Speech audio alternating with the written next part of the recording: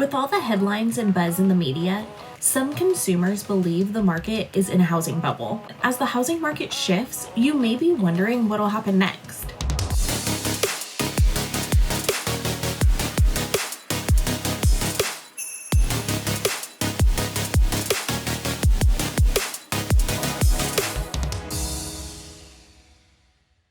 It's only natural for concerns to creep in that it could be a repeat of what happened in 2008.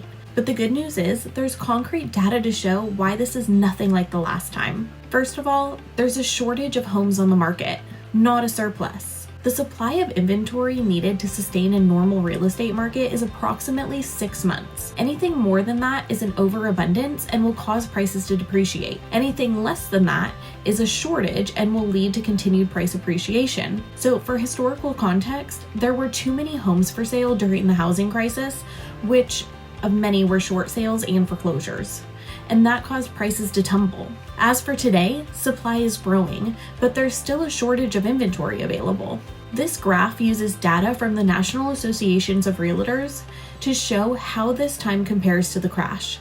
Today, unsold inventory sits at just 3 months supply at the current sales pace. One of the reasons inventory is still low is because of the sustained underbuilding. When you couple that with ongoing buyer demand as millennials age into their peak home buying years, it continues to put upward pressure on home prices. That limited supply compared to buyer demand is what experts forecast home prices won't fall this time. Second, mortgage standards were much more relaxed during the crash. During the lead up to the housing crisis, it was so much easier to get a home loan than it is today. A matter of fact, during COVID, our home loan process got even more strict than it was in the years leading up to it. This graph showcases data on the Mortgage Credit Availability Index from the Mortgage Bankers Association.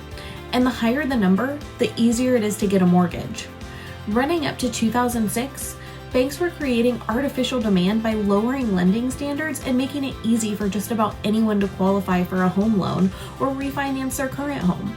Back then, lending institutions took on a much greater risk in both the person and the mortgage products offered. That led to mass defaults, foreclosures, and falling prices. Today, things are different, and purchasers face much higher standards from a mortgage company. Mark Fleming, the chief economist at First American, said, "Credit standards tighten in recent months due to increasing economic uncertainty and monetary policy tightening.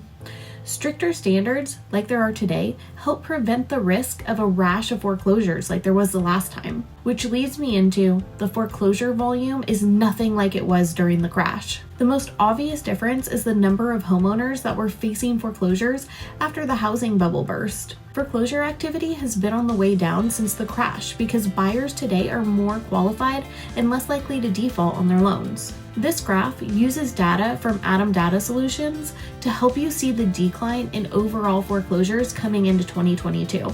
In addition, homeowners today are equity rich, not tapped out. In the run-up to the housing bubble, some homeowners were using their homes as personal ATMs. Many immediately withdrew their equity once it was built up. When home values began to fall, some homeowners found themselves in a negative equity situation where the amount they owed on their mortgage was greater than the value of their home. Some of those households decided to walk away from their homes, and that led to a wave of distressed property listings, foreclosures, and short sales, which sold at considerable discounts that lowered the value of the other homes in the area. Today, prices have risen nicely over the last few years, to say the least, and that's given homeowners an equity boost.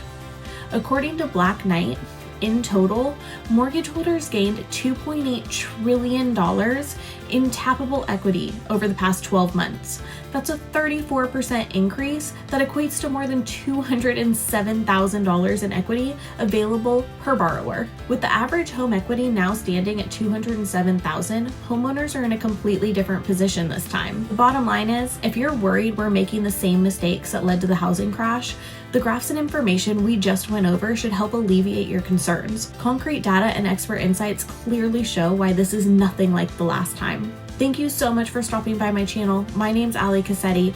If you have any questions or need any more information, please reach out. My information will be right here on this video and directly below as always. Thanks again.